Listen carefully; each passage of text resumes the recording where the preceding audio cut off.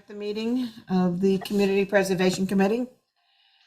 Due to the ongoing COVID-19 pandemic, in accordance with Chapter 22 of the Acts of 2022, suspending certain provisions of the open meeting law, public bodies otherwise governed by the OML are temporarily relieved from the requirements that meetings be held in public places, open and physically accessible to the public, so long as measures are taken to ensure the public's access to the body's deliberations through adequate and alternative means.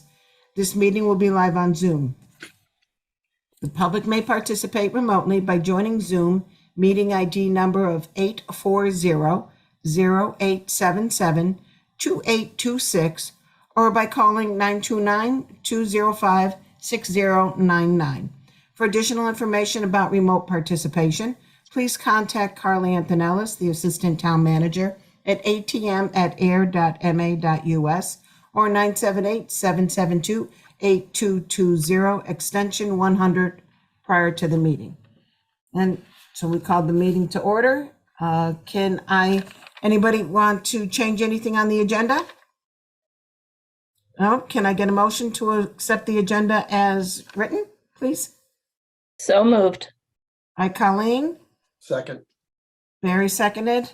All in favor? Jess? Aye. Julie? Yes. Barry? Aye. Colleen? Aye. And the chair says aye, so agendas are set. Next is the minutes of the meeting, which every once in a while Jess likes throwing in something unusual and different just to see whether or not we read it. Okay, Beth and Colleen tied for second for, I thought that was very, very good. I didn't see anything in the minutes. I thought that it was great, just like she always does. Anybody have anything? No, not I, says Barry. Okay. All right, let's have a motion to accept the minutes as written. Make a motion to accept the minutes as written. All right, Barry I'll makes, second it. Barry makes the motion, Colleen seconds. All right, roll call. Jess? Aye. Julie? Yes. Barry? Aye. I'm just watching the cat because mine is on a cushion right here, so He doesn't usually do this, but I know. he did Colleen? it good. Aye. And the chair says aye, so it's been passed. All right. Oh, let me put that over to the side. Yeah, I've been lucky. She's been sitting on a big heavy towel over in the side here, so I'll keep my fingers crossed. But they just need loving. That's all there is to it. He gets no attention. So Oh, none, I can tell. Okay. Correspondence and invoices. I haven't received any invoice. Correspondence, I think you all received an email from the coalition with regards to the funds from the state. It looks as if the amount of funds that was distributed is something like a 38.5% that communities received. Because we're at 3%, we did get additional. I apologize. I don't know how much that is. I'll have it for the next meeting. I'll go ahead and contact the treasurer and the assessor to see exactly how much, at least an approximation that we'll be able to get. But again, last year we got almost 78%, so of a match. So that would be really nice. I did invite an individual, Dennis Curran. I don't know if I see him for participants. I did, but I can bring up what type of conversations he did have with regards to some of the funds. The other thing too is I thought Beth would be here, but I know that Parks and Rec had a meeting, so I don't know if she was part of it because they are working on trying to finalize some of the numbers for the Peroni Park. And with that, and Irv sent an email that there is a request with Alan to go ahead and see if the Pocket Park plans can include a park in the back of Sandy Pond School so that there'll be parking area plus a nice little park with, you've got the trees already there, but with picnic benches and such. So that's something that they're going to be working on. There's some sort of live stream. I don't know if people know about it, tomorrow. Alan's trying to get it together.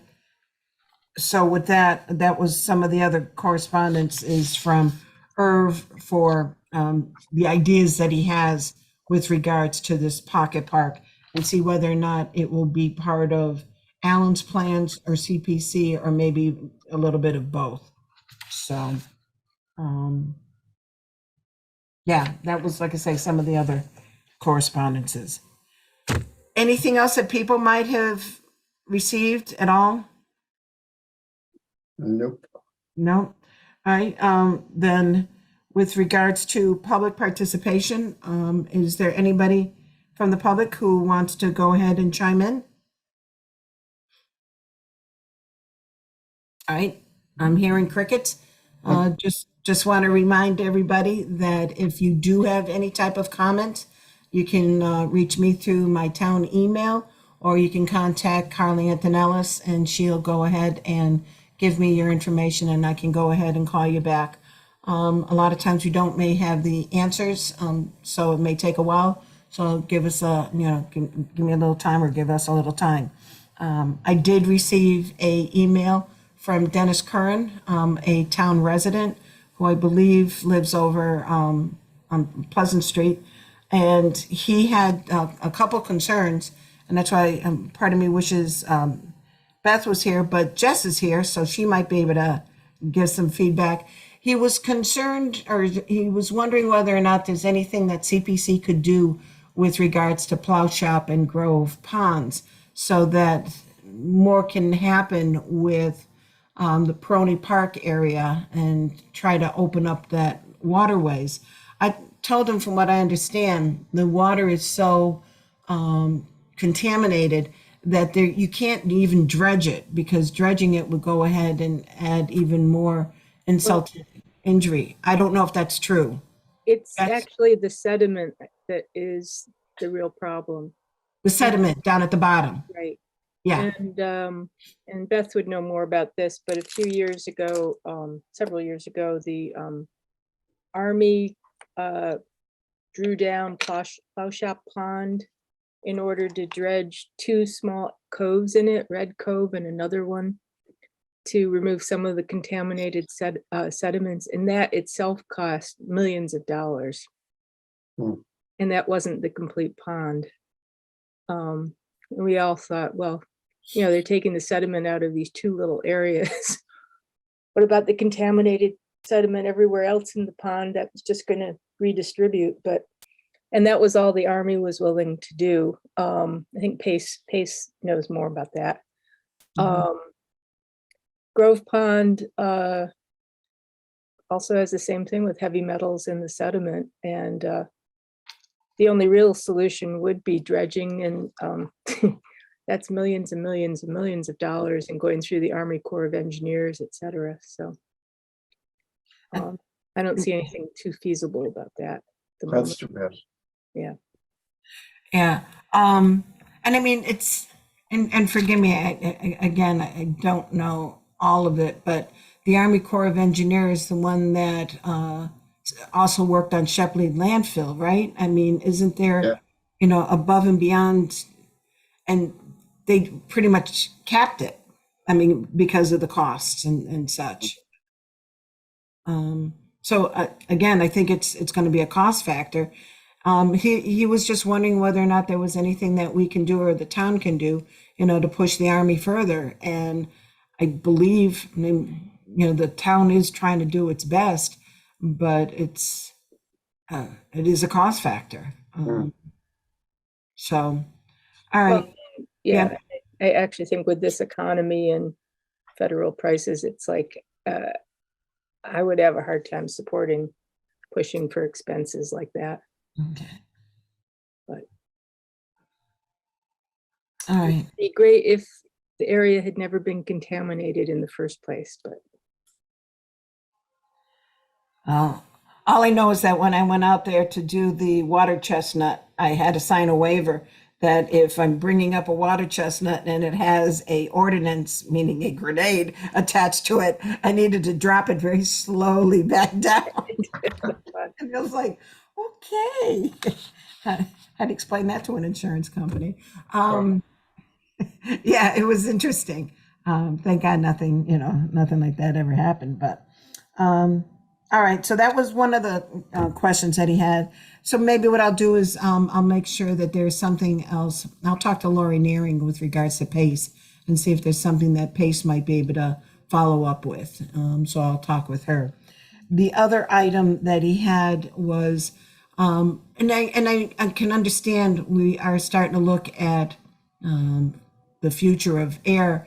I think it's 2032, the agreement with regards to Devon's. We may have a chance to, Devon's is going to possibly, separate or whatever it's called. And he wants to make sure that if there is the availability of land, that we would be able to buy back from either the state or whoever, that we'd have funds. So he was very happy that we were at 3%, so that we could have funds to go ahead and try our best to see if there would be any type of purchase of lands. And I also told him, I said, well, with it being a former Army base, we have to go through all the different phase testings, because if Grove Pond and Plowshop Pond is contaminated, I know that a lot of area around the airfield and such would be contaminated as well. But Well, he would, Yeah, there was supposedly a plume deep underneath the airfield that was slowly moving, heading towards the Nashua River. But I think that was the objection that some people in town made years ago, when one of the times the town voted on whether to let Devon's become its own township or whatever, and it was turned down. But one of the objections from some Air residents at that time was that if we just got back the portion of Devon's that came from Air originally, we'd be getting back the really contaminated portions. correct. So, Yeah. yeah. And that's, and so again, if it is contaminated, CPC funds can't be used for that. Yeah. So with that, I just noticed, I see a phone, B phone. I don't know who B phone is. I don't know if that's Beth. I'm just looking. Or wouldn't be Mr. Curran, would it? I don't know. That's the reason why I'm asking. Yeah. Yeah. All right. B phone, if you want to unmute yourself, go ahead, and so we can find out exactly who you are. All Well, right. somebody who just wants to watch, that's fine. That's true. Or listen, because they don't have any video. All right, no problem. All right, so that was some of the other correspondences that I should say public participation that I received, and I had a nice dialogue with Dennis, which was really good, because I keep trying to tell anybody who wants to come up with some ideas, we're open to ideas as long as it's within the grid of can CPC funds be used for it. Let's go ahead and move forward. I know I'm still going to be talking to Town Hall with regards to the pocket park behind Town Hall. I really think that should, something like that should happen. And I know right now, Jason is at the Parks and Rec meeting, trying to figure out exactly what the budget's going to be for the playground. And the bad thing about it is, when they presented to the select board, the cost of materials has just gone sky high. I think people were talking about, on how expensive just a piece of plywood was, that, you're looking at $40-$60. So with that, it's sort of amazing that it's sad, that this is the time that it's happened. But again, like you just said, the way inflation is, it's and everything else. It's going to cost approximately $1 million to go ahead and replace this playground. So they may come forward again in February. I think Jason said that at last meeting. They may come forward again in February with a request for some funds. Again, Would that be just the complete phase one that they wanted to do? I don't believe so. I think that goes on to the next one. But Phase two. I think so. So with that, again, he's going to get more information, and I'll have him on the agenda for February, as well as Irv's going to be on the agenda for February with regards to that pocket park and give us an update. So, all Yeah. right. According to our last minutes, Jason had said they'd be applying for additional funding for the next phase or phases, depending. Correct. And like I said, I know that they're working on the budget tonight. So, all right. Janet, this is Beth. Sorry, I'm having technical difficulties. Can you hear me now? Yes, I Ah. can. B Okay. phone reveals herself. Yes. I'm so sorry. For some reason I couldn't get on with my computer, and now I got on with my phone and it says I'm in safe driving mode. So I can't be on multiple screens. I can only speak when I figure out what screen to be on. So sorry about that. I'll do the best I can. No problem. Well, while we got you Apologize for being late. Well, while we got you speaking, all right, I'm just going to let you know that Dennis Kern asked questions with regards to Plow Shop and Grove Pond, and to see whether or not there's anything that we might be able to push the Army on and such. And Jess brought up that they did try getting rid of some of the sludge in certain areas of Plow Shop. However, those little certain areas cost millions of dollars just to go ahead and do. And no matter what, the water still runs, the sludge still moves around. That I know with your, your background and everything, there really isn't I doubt that I'm going to say an easy fix, but do you know the dialogue that's happening with the Army at all? And I pretty Like a recent conversation or something, or yeah, anything recent, or else like I was going to follow up with Pace and see right. what. Well, yeah, I know that Pace has been concerned about the Army. I mean, it's not really directly related to Grove and Plow Shop Pond, I don't think, but that they have commitments to do a certain amount of monitoring at the sites. It's an ongoing, perpetual monitoring, and that they're trying to change those requirements, and both the EPA and PACE are concerned, and others, I think about them wanting to try to cut corners and costs and revise their monitoring requirements. So yeah, there are concerns about that. I don't know of anything particularly related to Grove and Plow Shop ponds for recent conversations, but they did install a barrier between Shepley landfill and Plow Shop Pond, maybe a decade ago. I remember actually having Livia at the site with me and wearing a hard hat and taking turns with people to sit in the car with her. So that's why I know how long ago it was.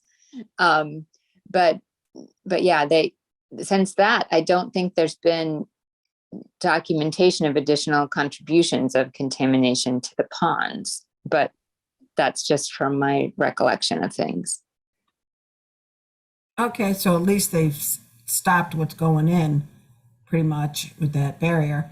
All right, and like I said, I'm going to follow up with Pace and see if they might be able to answer some of Dennis's questions. And then the other item that we started talking about is the email from Irv with regards to the pocket park that he wants to happen behind Sandy Pond School. And he's going to have something like, Alan's going to have something of a full day live stream tour or whatever. Do you know what that is? Yes. So tomorrow is sort of the modified, rescheduled site visits for the Pocket Forest project. And this was originally scheduled for early December and then was canceled due to weather. And then it was rescheduled. And then again canceled due to weather. So now it's going to happen in sort of a on-site, but also virtual manner. So if you look at communications that you may have received from Alan today, or on the town's Facebook page, there's links to the live video feed for the site walks. And then there's also the schedule for the site walks if anyone is interested in going in person. And so after the actual physical site walks, there will be a meeting at 6 o'clock, which will also be conducted via Zoom with the Pocket Forest team, with consultants and such. And that'll be to sort of go through the findings and the comments that were received over the course of the day tomorrow, and then try to prioritize the sites of interest to advance for the next phase of the Pocket Forest project. So some of the sites include, by St. Mary's Church on Shirley Street, a kind of diagonal across from the library. There's a slope, the approach to the bridge that goes over the railroad tracks, in front of, is it St. Andrew's Church? That's close to there, kind of between the library and St. Andrew's.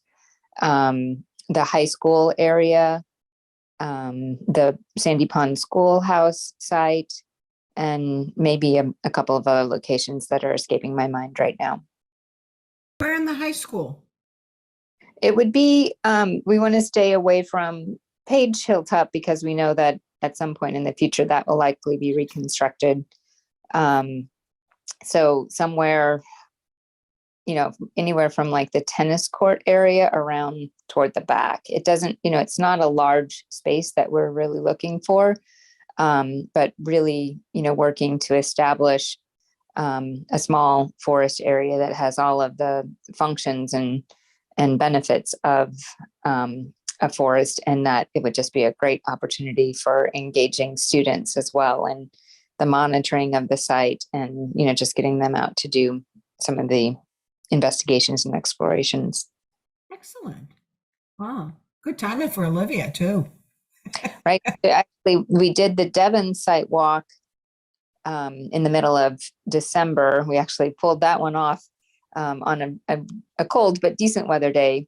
And the middle school at Shirley, by the town offices and the library and everything there, is actually one of the high priority sites for the Devons area. So that's really exciting. There's a teacher from the middle school, an 8th grade science teacher, who lives in Ayer and is really excited about this project. So we've been coordinating and collaborating on that, and it's very promising, for both the potential to do something, with nature based solutions and benefits for kind of environmental and climate issues, and then also to have this engagement opportunity with the students.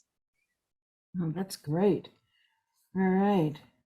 All right. Well, thank you. I know that again, I've seen all that, and then so it's nice that you're able to chime in. Okay. Anything else with regards to, I'm going to call them old business? No. Okay. I'm here. Crickets. If you have the communications from Dennis and Irv, can you just forward them to the members? Dennis was just a phone call. Okay. He said, Gotcha. I got questions and that's it. I can go ahead and send, the stuff that you got from Irv. Yeah, I'll go ahead and I'll forward it to everybody so that they can see what type of draft that Irv is saying with regards to the pocket park. That's what I have. So I'll forward Okay. that. Great. Thank you. No problem.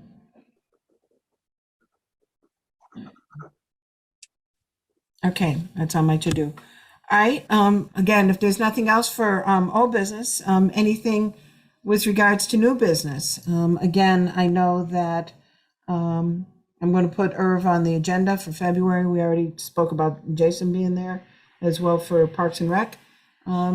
Anything else that people are hearing throughout the town of new ideas of coming forward for a Springtown meeting? Just that I think I emailed you, Janet, after our last conservation meeting, which was back in early December. And we've started to talk about possibilities of trying to upgrade the trail markers and the Pine Meadow Conservation Land, and upgrade the sign at the trailhead or both trailheads. And maybe also do some benches or something like that. And I had mentioned that maybe we could apply for CPC money for that. Correct. I don't know if we'd be ready for this spring though, but it's coming under discussion. Excellent. All right. Yeah, CPC funds definitely would be able to be used for that. So that would be great. So, yeah. Yeah, I'm glad to hear that topic coming up, because I was just considering how poor the signage is looking Yeah, too. And if you want to have access to what we had, produced in the past, yeah, let me know. And we'll see what we can track down. yeah. I mean, I'm hoping what we could do at some point would be maybe get resident involvement in rejuvenating a greenway committee. That would work, I think, under the direction of conservation, but it would be independent, but Yeah, we'll see. Yeah. I think that would be great. Are there still trail monitors and sort of people that are doing maintenance, like a volunteer corps, or no, not right now? Not really. So, Yeah. and this would be where a greenway committee would be Yeah. really quite useful. Definitely. There is a big log, a tree across the path, not too far from the point off of Groton Harvard Road. I don't know if you've heard about that. Hadn't heard about that one. I know John Schmallenberger had been down there before Christmas and saw a number of trees that were down and crossing the paths. So Heather, I don't know if Christmas may have interfered with it, but Heather was going to contact the tree warden at some point, but this might be a new tree because we seem to have wind events recently that Mhm. take down a lot of things. So Yeah. Yeah, the tree warden does help, Jess? yeah, All right, that's good to know. at least on town land Okay. or streets and stuff. Mm-hmm. Well, I know on streets and such, but I didn't know whether or not on conservation land like that, he does help out. So that's good to know. Yeah, well, I mean, I think we either contact the tree warden or the DPW. Mm-hmm. So, Okay. All right, that's great. It would be great to get a Greenway committee, up and going again. Yeah. I just want to add, I do agree that that's an awesome idea. I just want to also say that would be a great way to get new members involved in our committees. That seems like a great new interest way to dip your toe in supporting our town. Well, we can probably always think of the people that could join that, thinking a little different or expanding that. I'd be happy to talk with you, Jess, a little about how to expand. yeah, If that's something you guys would be open to, but I love getting new people involved in our roles. Yeah. And I think a lot more people after the, after the shutdown at the beginning of the pandemic, people started discovering we had some trails, and so, yeah. It's true. And, and you can get the exercise at the same time as doing something volunteering for the town. Yeah. I Right. mean, you're out there walking around anyway, so. Yeah, it is a really good point, because even in the first iteration of the Greenway Committee, there were so many people who, we kind of met for the first time and, ended up being, partners with a number of things. And yeah, it is a, an appealing opportunity for people who haven't been engaged to get involved. Yeah. Definitely good stuff to do. Yeah. All right. So it's on our radar. We're working. We have started that discussion. Excellent. All right. Thank you very, very much. All right. Anything else for new business? Again, I don't have anything else. Then I'm just going to move right on to committee reports. And with that, I'll go first with housing. The Housing Authority, the new addition with having two separate areas for intake and such, pretty much has been completed. I think they were just waiting for a door. So that works out very well. So now people can go in there, and again, they have two separate little offices that they can talk to staff members and such. And with that, I know we've started working on the next year's budget, as well as I gather in May they switch all the officers and everything. So with that, that's for the Housing Authority. And then for the Housing Committee, we have spoken with the Planning Board on getting a working group together. And I know, Colleen, I put in your name and you are not able to do it. And we'd like to see whether or not, Beth, you might be able to help out.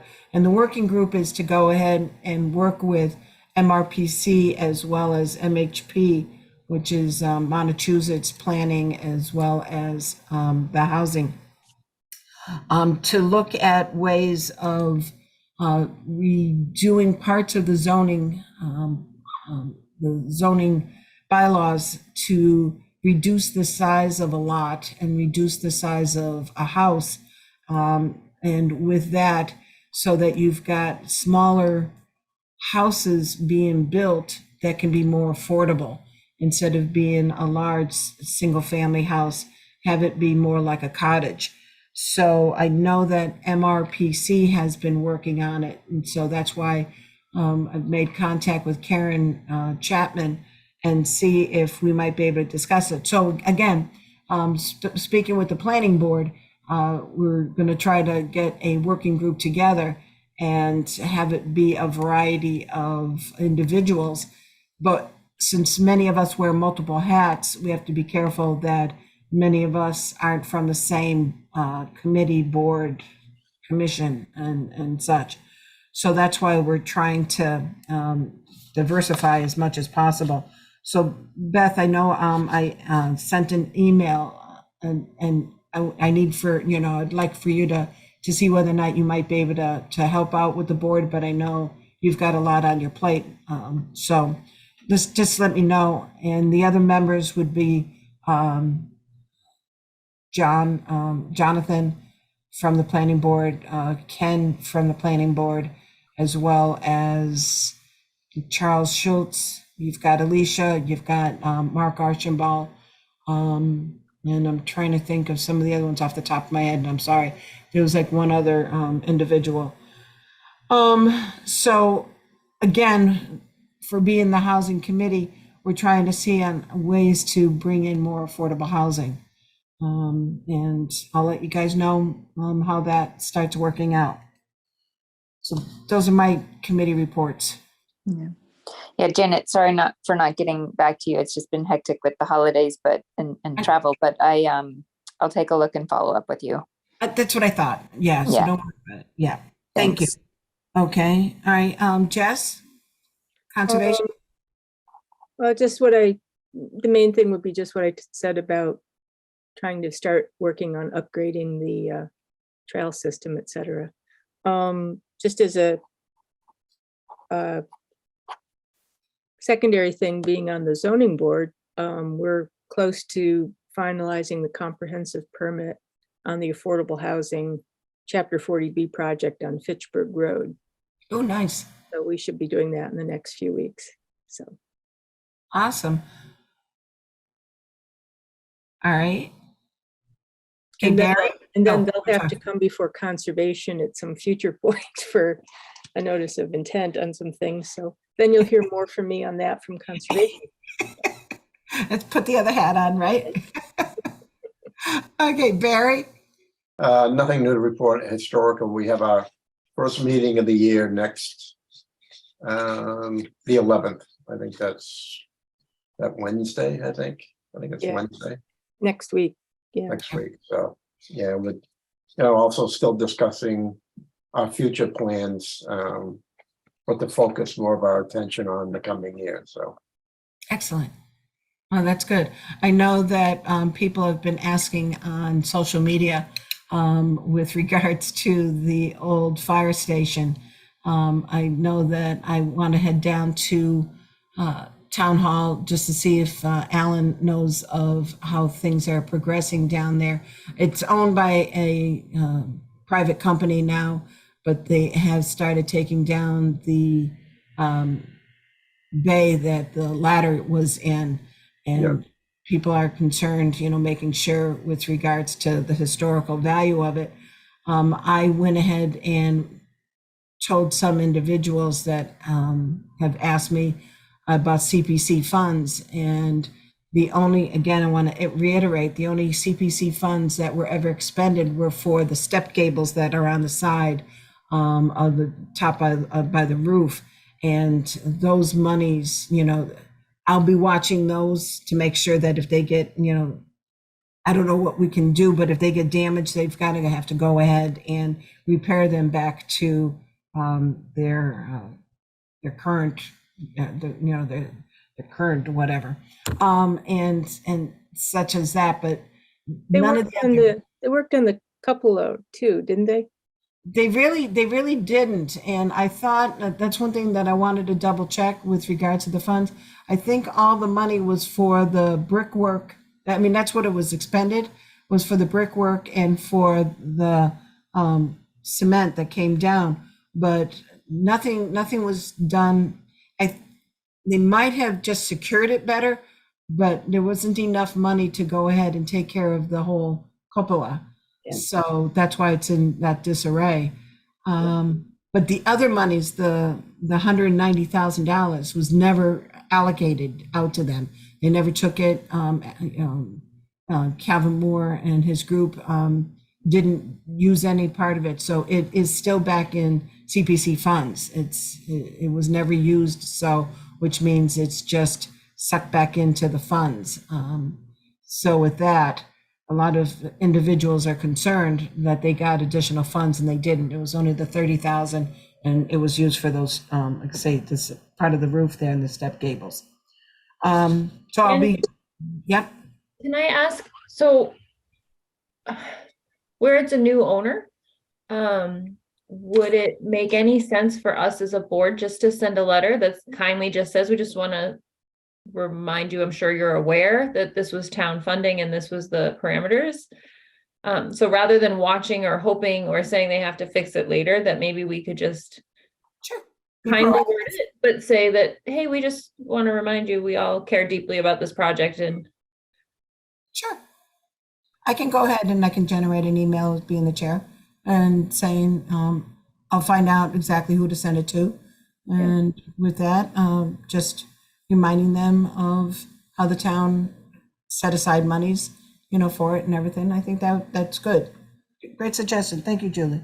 There is an opportunity for us to partner with them depending on, what their proposal is as well, so that we welcome conversations with them about, their plans and any way that we can help, because it is, such a important landmark in town and, part of our history that we're, interested in retaining.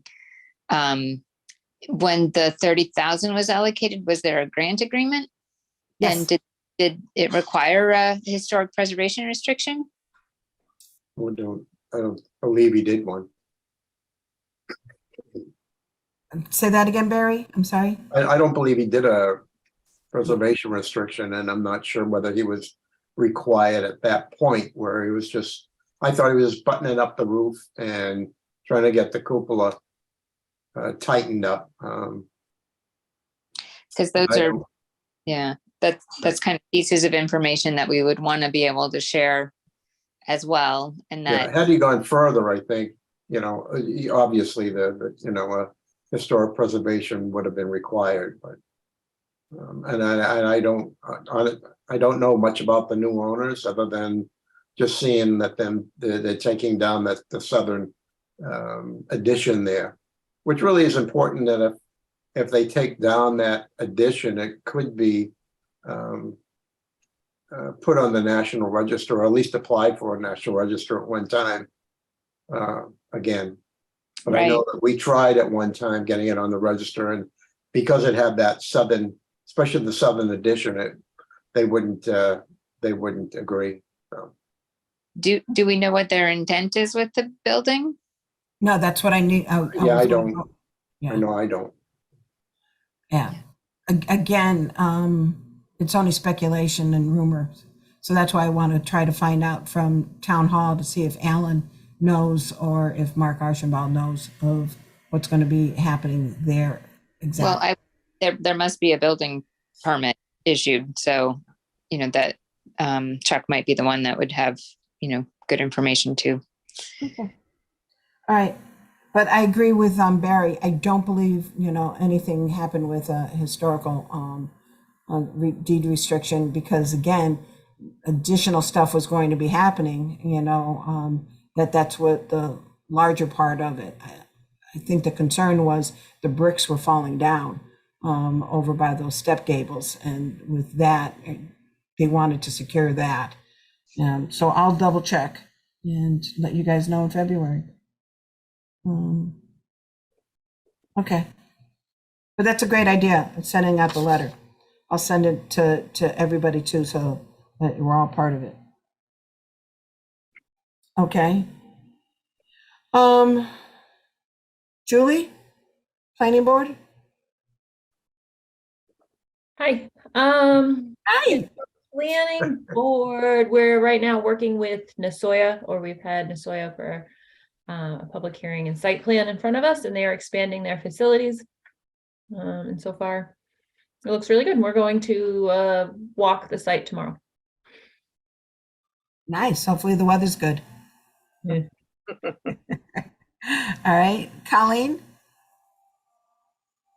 We're meeting next week, I think, or in the next 2 weeks. But when we met in December, we finalized our updates to the rental housing guidelines. And I think the new applications went live yesterday. So hopefully we'll start getting in for the next round of funding.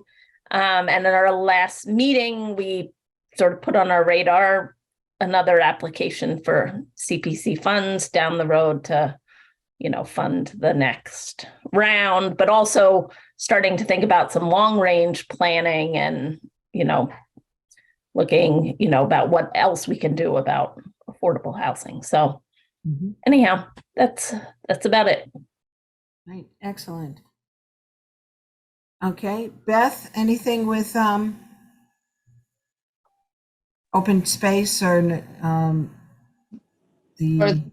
For the Nashua Rivers Wild and Scenic Stewardship Committee, we did just announce the grant application. So these are for small grants, and the town of Ayer has taken advantage of a couple of these already. This is the third year that we're advertising the grant opportunity since the designation, occurred. But the grants are going to be due February 1st. And the information is at wildandscenicnashuarivers.org. And it's not a tremendously complicated grant application process. So if anyone has projects in mind that will help to, highlight the rivers and their resource values and help protect, the watershed area, this is, as an opportunity to receive some small grant money. Excellent. The other thing that I was going to see for, I guess, both Janet and Colleen was whether the MBTA communities requirements, whether or not there's been much engagement with your committees and like the town planning staff or the planning board related to that, because I'm not sure if you're familiar with this, but it seems like something that would be a nice opportunity to get a number of stakeholders for affordable housing together as the town looks into how to comply with this MBTA communities and affordable housing requirement. I know that Alan and Alicia's, office, the Economic and Community Development, has been working on that. I can get more information for the next meeting, Beth.